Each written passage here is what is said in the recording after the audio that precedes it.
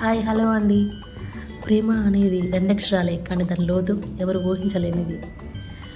అందరికీ ప్రేమ ఒకే దగ్గర దొరకదు, ఒక్కొక్కరికి ఒక్కొక్క చోట దొరుకుతుంది. మనం చెప్పుకునే ఈ ప్రేమ కథ ఒకతనికి తనకు స్కూల్లో దొరికింది. ఒక అమ్మాయిని ప్రేమించాడు, చివరి వరకు ప్రేమిస్తూనే ఉన్నాడు, కానీ చెప్పలేకపోయాడు, విడిపోయారు. అలాగే కాలేజ్కి వెళ్ళాడు, కాలేజ్లో కూడా ఒక అమ్మాయిని చూసి ఇష్టపడ్డాడు. సేమ్ చివరి వరకు ఒకరినొకరు ఇష్టపడ్డారు, బట్ ఓపెన్ కాలేక విడిపోయారు. మూవ్ ఆన్ అయిపోయాడు.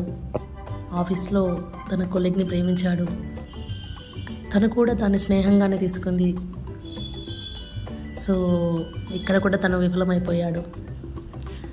చివరిగా అన్నిటిని దాటుకొని వాళ్ళ పేరెంట్స్ చూసిన ఒక అమ్మాయిని పెళ్లి చేసుకున్నాడు. ఆ పెళ్ళికి తను ప్రేమించిన 3 అమ్మాయిలు పిలిచాడు.